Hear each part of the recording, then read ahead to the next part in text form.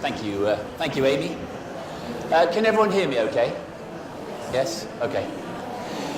Well, thank you very much, ladies and gentlemen, and it's a great pleasure for me to be in Hong Kong again. I spent time in the British Army a long time ago here in Hong Kong, and I come regularly to Hong Kong probably about 5 or 6 times a year, so I love coming here, and thank you very much for having me here today. It's wonderful to be back in Hong Kong. Just a little bit about myself before I start to speak about my subject. You heard from my biography that I've got over 30 years experience of learning and development technology. And of course you will all be aware that because I'm such an old man, technology has changed an awful lot in the 30 years that I've been doing this. I used to be, years ago, an English teacher. So I started off in education, and then, as I already said, I joined the Army, and I became responsible for technology-led education and learning and development in the armed forces for some 4 or 5 years, before I then left and started my own company. I eventually ended up with a company, a video production company, a multimedia production company, although the multimedia production company was not as multimedia as we know it today, but mainly video and text and CD-ROMs and CDIs. And I also had a training company, but in 2005 I sold all of those interests in those companies, and I started to help other companies develop new markets across the world. Now, my presentation this afternoon deals very much with how technology is influencing learning and development across both the education sector and also the corporate sector. You'll be aware that in the United Kingdom, the corporate sector and the education sector are getting closer and closer and closer. So a lot of the technologies that I see in the educational environment, I also see in the corporate sector, from the United States of America across to here in Hong Kong, down into Australia, down into South Africa. Everybody is using technology in their learning and development. And that's the reason why we don't call it education anymore, technology and education. The current phrase that we use is technology in learning and development. And as you've heard, I am the Honorary Vice Chairman of the British Institute for Learning and Development. And the main aim of that institute is to make learning and development technology accessible to everybody, no matter whether they be in a corporate environment or in an education environment. And I'm going to give you examples today of both corporate and education type environments that we're currently involved in. Well, the first question we've got to ask ourselves really is, why is there this insatiable demand for technology in learning? Why is it? Well, there are many factors which influence this, and some of them you will know, of course. But the first one that really influences is our learners. We have a great challenge coming from the change in learning styles. And you can see in the slides here on the screens that my school is on the left-hand side. You will see that I am there in the 1960s banning the bomb. And of course today at the bottom, it's very much different today. I have a very small video, lasts for about 2 or 3 minutes, that I want to show you. You may have seen this video before, some of you may not, but I think it very clearly illustrates how learning styles need to change because of the modern day learner. Kenneth, if we could roll the first video, and let's see how we go here.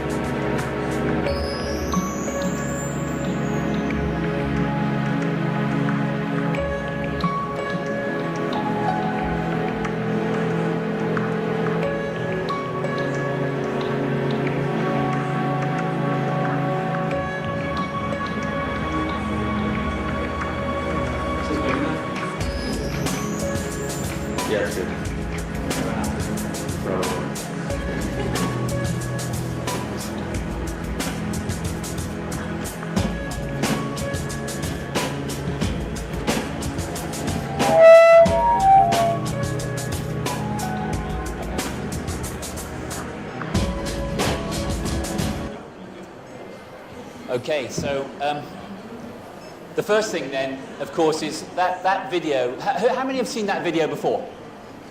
Not very many of you, that's good. I'm pleased about that because there are several of these examples around at the moment on the internet, but I think that actually brings home to roost how the lifestyle is changing for our students, certainly in the classroom. So, challenges from learning styles. There's a change in the generational mix. Now, I'm not going to spend too much time on this because a lot of you will know about this already. But of course, there are a mix of generations that we have in our learning and development population, and that does have a bearing on how they change their methods of learning. And this is another very clipped video at the bottom, which actually kind of sums up really how two generations do or don't get on. Let's roll this second video and see how you think of this.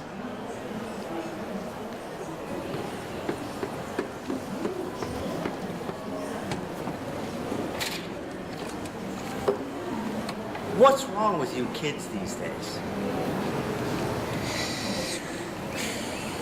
What do you have against my generation, Dad? It's not my fault you're too old to understand texting. Just because it wasn't around when you were a kid doesn't mean it's somehow degenerate. What do you want me to do? Train a homing pigeon? Of course, it's always been like this. I'm sure when the printing press was invented, people said things like, "When I was a kid, we had to copy books by hand. Kids today are so spoiled." Or when the umbrella was invented. "When I was a kid, we just got wet. And we enjoyed it." Or when cavemen learned to cook meat. "Hey, Bridget, this fiery thing is going to be our downfall." I'm just trying to use a new form of technology, and you persecute me. But it will be to no avail. Time will pass you by, and my generation shall have its day. And it will be a bright one. We will no longer be bogged down by the useless traditions of yesterday. It'll be a new age and a new era. Peace out. You're not wearing any pants.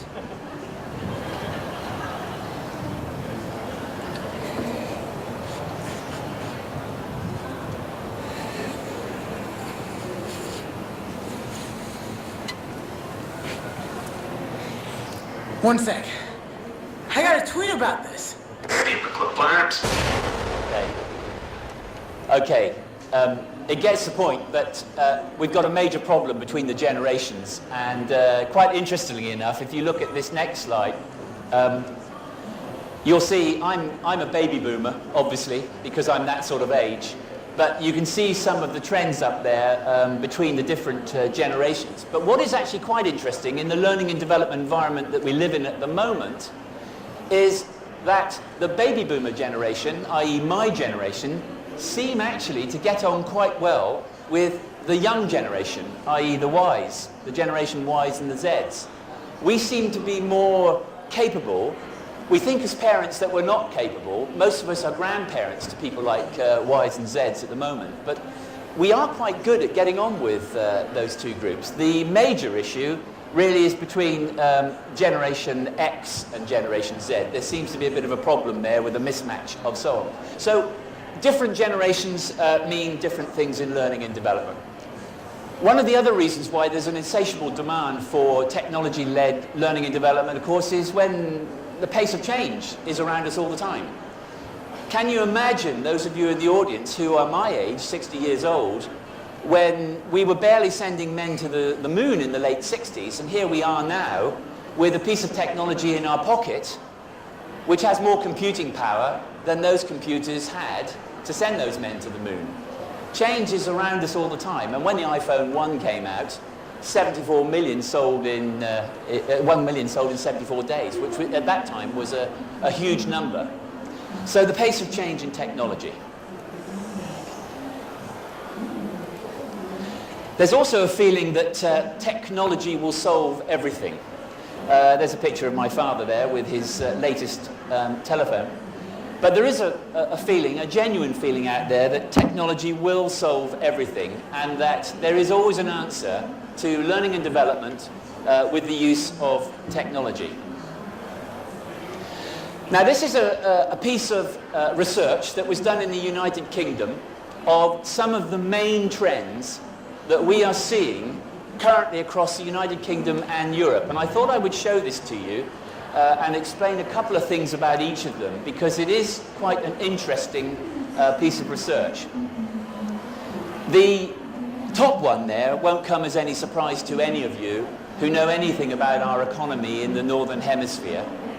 Spending is going to be very conservative in the Northern Hemisphere, but I rather think in the Southern Hemisphere, and indeed in the Middle East and Asia in particular, I think spending will actually increase. But in our area, it's going to be quite conservative. Our job market has remained relatively static, and that does have a bearing on our education sector. We do have a lot more learning portals springing up all over Europe at the moment. One of the great trends in education that I've seen over the last 5 years is, of course, that we are engaging with the wider school community in terms of engaging parents. And most of our educational establishments, if they don't have them at the moment, are working towards parent portals. And what that means, of course, is that parents of students can take part in lessons a lot more than they have done in the past. For example, there's a couple of schools in the United Kingdom at the moment who allow parents to have full access to online tutorials for the Microsoft suite of products. And the idea is, of course, is that you generate a learning culture with the parents. You will, of course, improve the learning and teaching environment for our students. And so we're seeing a lot more portals coming out than before. And what I mean by a portal is where people have access to a website through a password onto the school learning management system or onto the school intranet so that they can have access to it. I'll talk more about informal learning in a minute. But informal learning, our definition of informal learning is really learning done in your own time to suit your own needs. There's a lot more formalization of that going on at the moment. Why is that? Because we as teachers and we as corporate learning and development managers want to control what our students are learning. Now, we could have a debate to say that's not a good thing, but that's how it is at the moment, and there's a lot of formalization going on. I'll talk about gamification later on, the use of games. This is quite an interesting one. There's a big rise in social badging. What do we mean by social badging?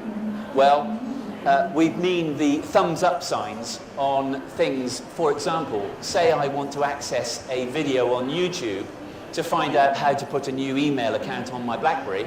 I'll go into YouTube, and if I like it, I will socially badge it and say, this is a good video.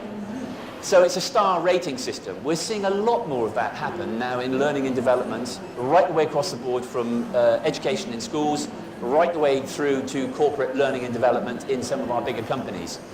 I'll talk a little bit more about that later on as well. There's a growing focus on knowledge retention. And that's surprising, really, because research, you would think, would show that with instantaneous access to search platforms such as Google and Yahoo and all the other ones, that there wouldn't be so much of a focus on knowledge retention. But there seems to be a growing trend that people want people to retain more knowledge, which is very interesting. I don't have an answer as to why that is, but it's very interesting that the trend it seems to be going that way. I'll talk a little bit about buyers and suppliers later on as I give you some various case studies. But there is a lot of consolidation going on, a lot more cooperation between higher education and further education with industry to create new learning and development platforms and materials. That is very interesting. And there's a lot more outsourcing. Even at schools now, there's a lot more outsourcing straight to educational suppliers via the cloud, via pieces of software which people can access, software as a service, cloud environments, hardware as a service, and so on. A lot more outsourcing going on all over. And the reasons are very simple. It's a lot more cost effective to have some form of outsourcing going on and allowing someone else to have the headache of making sure that the internet is working all the time. It's better to do that if you can. And the last point is that social learning, and I will talk a little bit more about social learning in a second, social learning is still very much a facilitated process, both in schools and, may I say, in the larger corporates as well. It's very interesting that here we are, all tweeting and using our Facebooks and our LinkedIn to great effect, but training managers and indeed teachers want to try and facilitate that process. And why do they want to facilitate that process? It's simply because they want to control it. Now, one could argue that that's an impossibility, and the way forward is to try and corral that and make use of it in the future. So there's a couple of trends, and what I'm now going to do is give you some case studies about the main techniques that we see being used in schools in the UK and some parts of Europe, and some of the developments that we've got. And I'm taking case studies from both education sector and the corporate sector, because actually, as I said to you right at the beginning, we're finding that schools and the corporate sector, education and the corporate sector, are coming a lot closer together than they were before. And the first thing we're going to look at is augmented reality. Now, there's a definition of augmented reality, and effectively what we're saying here is that this is something where you can use a portable device, point it at something, and you can get some more information about that thing that you're looking at. For example, you could be walking around Hampton Court Palace in London, and you could point at your device at a wall, and it will actually tell you a lot more about it. I have a very short video here. Let me just hold on a minute and see if I can get this to work. There's a company in Manchester called Hidden that are doing very good work in the education sector. And this is a very short clip of their CEO talking about augmented reality. And I use it because it shows some examples of augmented reality being used. Kenneth, if we could play this video, that'd be great.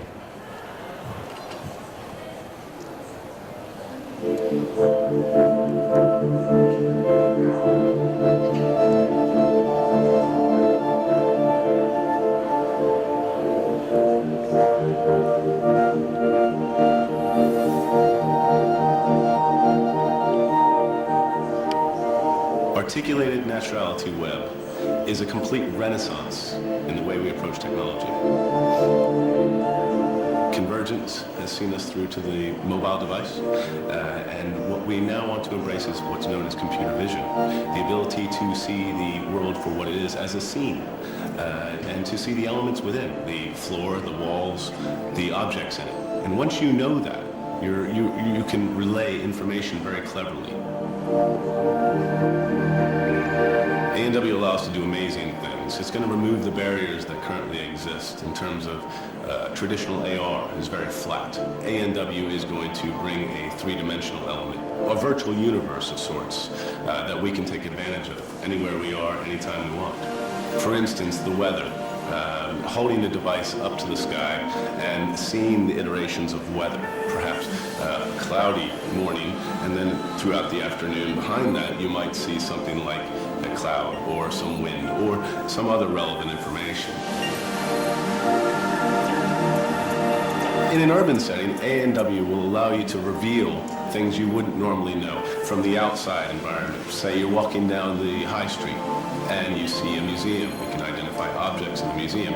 What the main difference is, where AR is very flat, AN actually observes the scene and identifies the elements within it. It then attaches the information very intelligently and accordingly.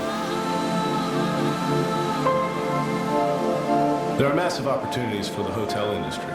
You can not only browse for room availability, but also take a look inside the room before making a booking. Take, let's say, commercial real estate, for instance. We need an office. We walk in, we have 16 employees. We put that into an articulated naturality environment, and you can virtually see how the desk would be set up, perhaps configure them, perhaps change the color, change the type of ergonomic posture, change the seats, whatever you want, and you can see the costs related to any changes that you would make.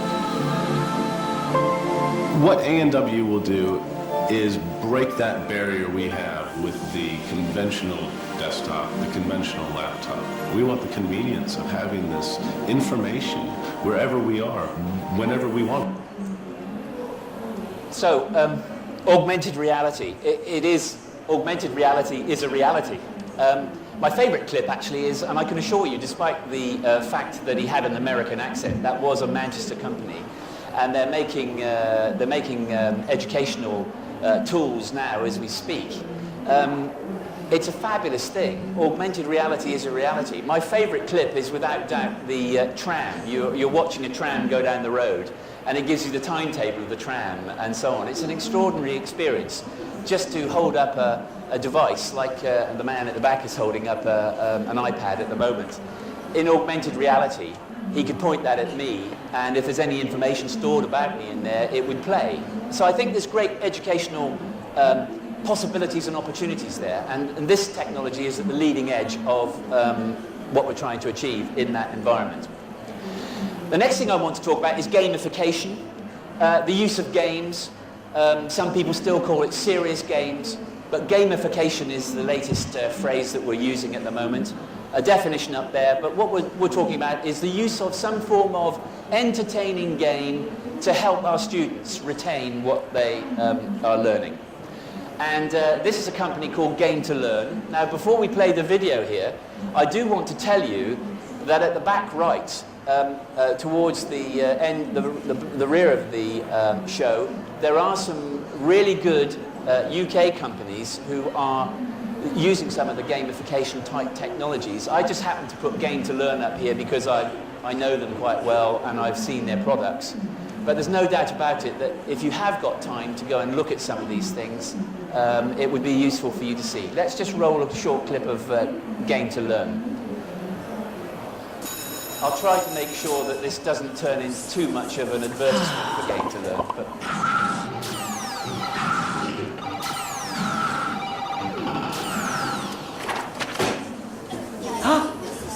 less daydreaming next time, Thomas. You need to pay more attention, Jenny. Oh. Now, class, it's time for Game to Learn. Wow. Who can tell me the answer to this question? Oh, I know. Well done, Thomas. You're now on the leaderboard. How about this question? Oh, I know, miss. I know. Very good, Jenny. Okay, class. Don't forget to keep learning when you go home.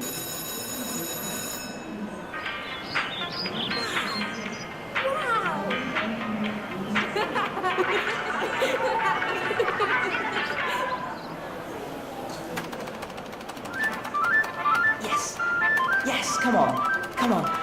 Yes, come on. Yes, win! Well done, Thomas and Jenny. You're top of the leaderboard. Here's a special prize I've arranged for you. Next time, someone else might win a prize. If they work as hard as Jenny and Thomas did. Shiver me timbers. Ooh, me heart. okay, the point that came out from that video really is that you saw an example of a form of social badging going on there. Not least the fact that you saw people rising up and down a leaderboard. And the whole point about gamification is that if we develop these products properly for learning and development environments, then surely they must be of great benefit to our students and indeed people in the corporate sector. Gamification. Now, I said I'd mention informal learning. Informal learning is there are different definitions about informal learning, but I have to tell you, having just read my daughter's master's dissertation on her dissertation, which was about informal learning, the academics will probably disagree with the corporate sector here, because academics believe that informal learning is related to the style of learning that you are pedagogically going through, whereas corporate learning it is genuinely informal learning. You allow your workforce to develop themselves, in effect. And we're going to see an example of one of those in a minute. But before we do, this is quite an interesting piece of research. You'll see in this dark blue line here is where organizations invest in learning and development. Most of them actually invest in formal learning, whereas in reality, how people learn and the impact on the job, the two bottom lines, you will see that informal learning has much more of a place to be used. So we're insisting still that we go through the formal learning process, but actually most people are informally learning. Now I have to tell you, when I was at school, I was very bad at sitting still and learning things by a series of events and so on. I think my style of learning would have been very much more suited to today's environment, where I can dip in and dip out and see things differently as I go along. For example, I mentioned about the business of putting a new mail service onto my BlackBerry. I couldn't remember how to do it. I went onto YouTube. It's a form of informal learning. It taught me how to do it. I also have another admission to make, that I didn't really understand some aspects of algebra until about a month ago, when I actually went onto YouTube and found out how to do some form of differentiation, which I could never understand at school. And within 10 minutes, I'd actually understood it. It's a form of informal learning. Now, we need to harness this, of course, with our students and our learning and development environment. This example here, and I'm not going to play a huge amount of this video because it's a lot of people talking about it. The facts are simply this. British Telecom is one of our major telecom providers in the UK. They have a lot to do with education environments.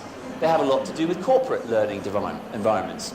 And they had a problem with some of their engineers not being able to understand how to put new broadband technology into houses in the United Kingdom.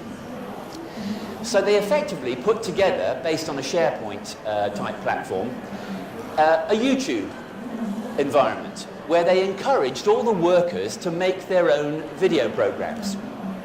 Okay, nothing too good about that. But what they found is that the engineers who made the video programs were finding niggly problems that engineers were facing out in the field, and they were making programs about how to solve those problems. And they loaded those videos up onto this informal learning channel at BT, and they found that costs plummeted, because of course you didn't need to bring people together for formal learning about these problems. But more importantly, they started it up, and 11,000 people, 11,000 learners signed up in 1 week, and they were using the service primarily between 8 o'clock in the evening and 1 o'clock in the morning, which is incredible.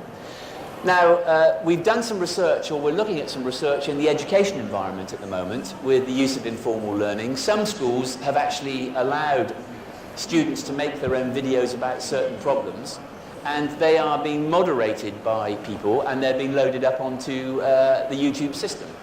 And it works very well. And I think you'll find a lot more of this informal learning will take place.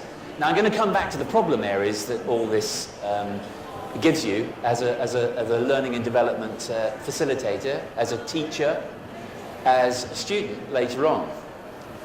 Informal learning.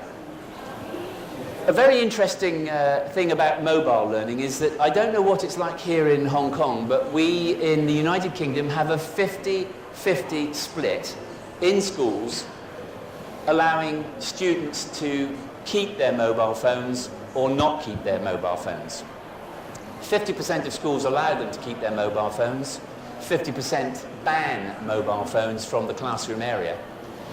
On balance, I think I come down to allowing mobile phones into the classroom environment, but I do accept, as an ex-teacher myself, that you do have to engage with students to use this appropriately in a pedagogical fashion, and a pedagogically sound fashion. And Professor Stephen Heppel, who I know quite well and I know has spoken here before, has a very good phrase where he says, "The devil makes work for idle thumbs." And what he means by that, of course, is that if you allow students to play with their mobile phones in classrooms, they'll be texting each other day in, day out. So it's a very interesting environment. But one of the most interesting things I've seen ever on mobile learning is, would you believe, with our Royal Navy. Of all the places I expected to see some form of mobile learning being used, it was not with the Royal Navy. And basically, we had some engineers who were working on nuclear submarines, and they were finding difficulty in using textbooks and so on. So some mobile learning was developed by a company. And as you can see, there were 230 devices put out there. There were small chunks of learning that were given to sailors as they were sailing the sea. And they used Sony PSPs for this. And the reason they used Sony PSPs is that when they were laying in their bunk on the ship, that was just about the right length for their arms to be, so they could see a PSP. But another interesting thing was they left the gaming chip in, because they wanted to encourage them to use PSP for their own educational environment. Now, I don't have an educational example of this, but I do know of one school in Reading, in the south of England, who are actually doing this at the moment on PSPs. And some of you may have other examples of PSPs and mobile learning being used here. And if you do, I'd love to hear from you after the presentation. But mobile learning is definitely one of the major trends that we see going forward. Now, this is very interesting, a personal learning environment. Personal learning environments are, as you can see, is a facility for allowing access to and configure a series of information coming towards you. This slide tells you really what a PLE is, what a personal learning environment is, and what it isn't. But essentially, it's not just a piece of software. How many of you use iGoogle? Who uses iGoogle? Anyone in the room use iGoogle? Well, congratulations if you are, because you are using a personal learning environment. Google's personal learning environment is actually a nice PLE. I know there are problems with access to certain things as well, but Google seem to be doing a lot of work at this at the moment. But our Open University in the United Kingdom is working on something called responsive open learning environments. Now, responsive open learning environments are where you sit in front of a computer and the computer, based on what you are looking at, predicts what you would like to learn next. And I have to tell you, it is a very spooky thing. So, if you're looking at differentiation of calculus, for example, and you have a piece of software that you're bringing into your own personal learning environment, the computer, by using responsive open learning environment algorithms, and that's what it is, it's an algorithm, will attempt to predict what you might like to look at next. And those of you who think this is something which is out to lunch and it's something which is impossible to see, those of you who have bought anything online will have seen the phrase, people who bought this also liked this. And it's the same form of algorithm that responsive open learning environments are using. And I think that's quite an exciting development, and it's one that our Open University in the UK is working on a European project at the moment. And some of the results are incredibly encouraging, very exciting, the way things are moving. Social media. I haven't put a definition of social media up because I think everybody knows what social media is. There are some of the aspects of social media that we are currently seeing in the world at the moment. Whether you be from the United States of America, whether you be from Hong Kong, whether you be from Australia, social media is all that sort of thing. I've had a very small clip here, a very short video here, Kenneth. If you just run this, this kind of sums up really how we felt about something. What are you doing? Social networking. Social networking? Everybody's doing it. I have 826 friends. That's a lot of friends. I can find anyone. Okay. I need to put together a team of international finance experts who know merger arbitrage, have 10 plus years experience, speak Cantonese, and can hit the ground running Monday. I don't have any friends like that.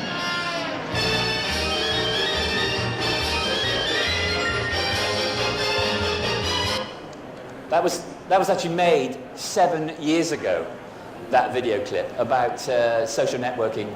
And it's very interesting how social networking is now developed into the whole social media gambit. But of course there are problems for those of us who are using any form of social media. And I said to a group of friends just outside before we came in, I have yet to see a proper social media environment being used in an education environment properly. Now, there is a presentation tomorrow, I think, first thing, which I think there is going to be a presentation on the use of social media in a learning and teaching environment. And I'm going to be really interested to see that. Because I think the problem we have at the moment is that some of our teaching staff can't cope with the whole business of using Facebook and so on and so forth in a learning and teaching environment. But one very interesting example that I have come across is from a corporate sector, which these are people who are personal assistants for company executives. And this is a woman who started this 6 months ago. She was made redundant from a publishing company, and she put together a social networking environment for personal assistants across the world. Within the first calendar month, she had signed up 7,500 people on a paying condition. So people were paying $50 to join this. Very, very exciting. And some, I can see people from Macmillan there in the audience. I have a feeling she may have worked for Macmillan before, I don't know. But she's very good. Lucy Brazier is her name, and she is now delivering training across the world through all different time zones by using TweetDeck, using Twitter, using Facebook, using LinkedIn to bring training 24/7 across the world. It's a very exciting prospect, and one which I think is worthy of us looking at further. Virtual worlds have been around for some time. You'll know the major ones there up on the slide. They've had a mixed reception in education. They've had an even more mixed reception in the corporate world. One environment where it seems to work very well is in the, sorry, I'm having difficulty with this thing here, is in the oil and gas industry, where one of our oil and gas providers are now a university. And this is a very short clip of video. Kenneth, if you could run this, I'll let it play for a bit just to give you a feel of how virtual learning is being used on the oil and gas for English language development, actually. This course comprehensively covers 3 modules, including health and safety for oil and gas, pre-intermediate level, drilling and production, intermediate level, through reservoir management, upper intermediate level. It provides understanding and insight into the processes and procedures of working in an international upstream environment.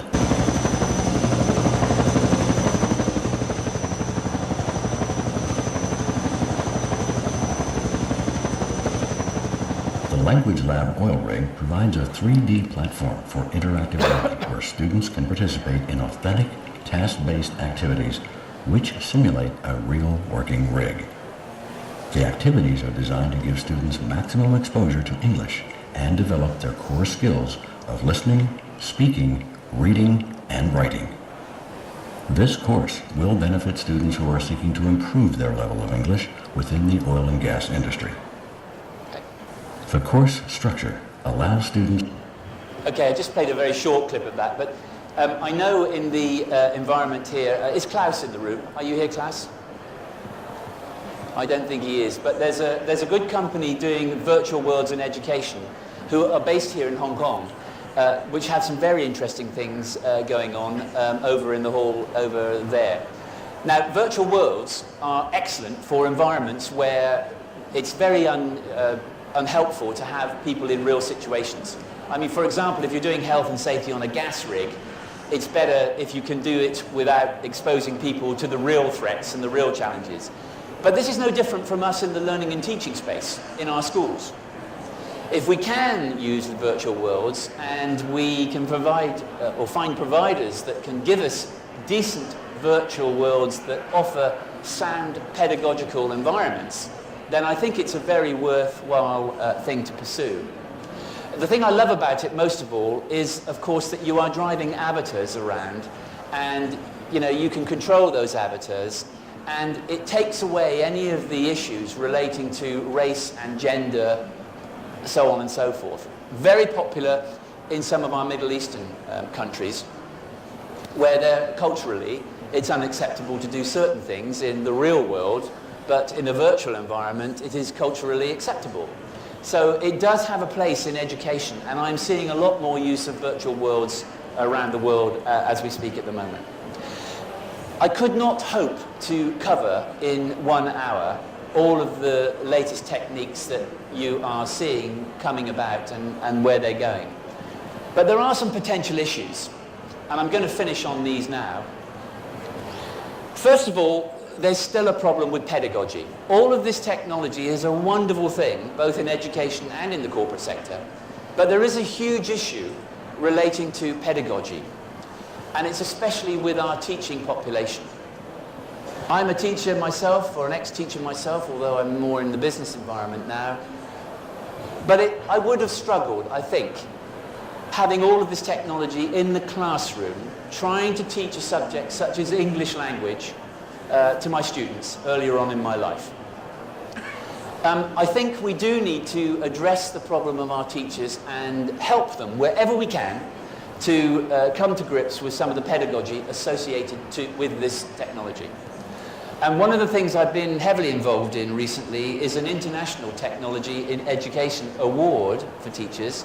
Some of you might like to have a look at that at some point. It's truly an international award where we're encouraging teachers to get a qualification or some recognition for how they are using technology in a pedagogically sound fashion in the learning and teaching environment. And at the moment, there's a big pilot going on in the United Kingdom, and we also have a pilot going on in America. So watch this space for this, because I think this type of thing will allow some of our teachers to get to grips with some of the technology. It will encourage them to go and find new ways to do things in the classroom, new ways to do things in every learning and teaching environment. The learning styles I mentioned at the beginning do need to be addressed. What suits me as a person that will dip into and out of learning will not suit everybody else.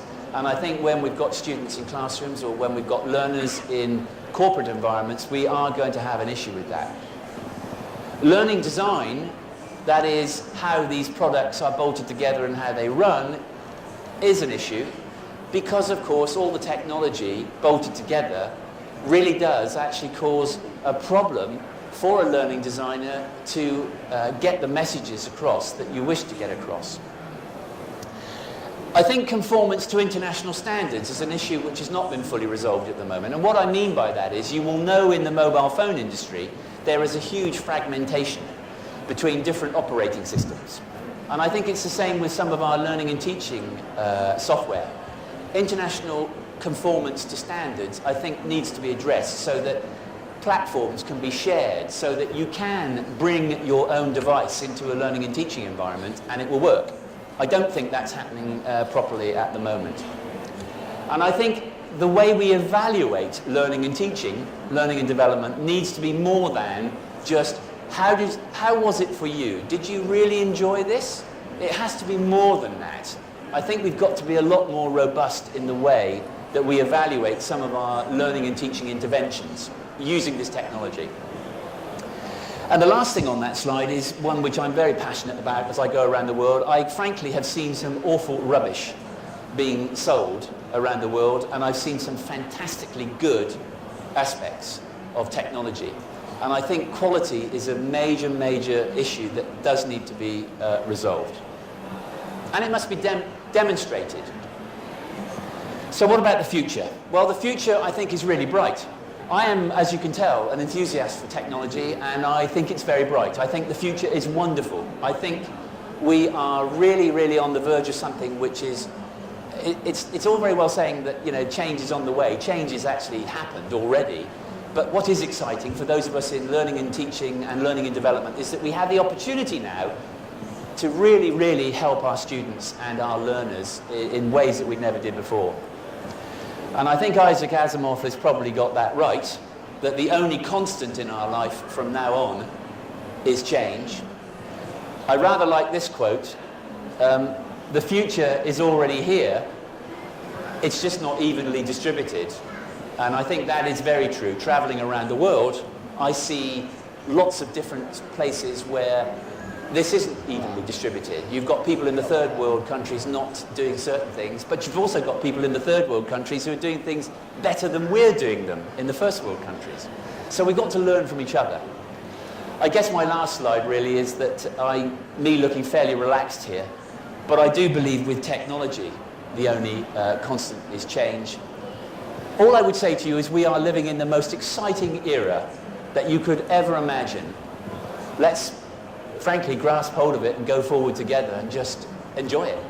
Thank you very much indeed.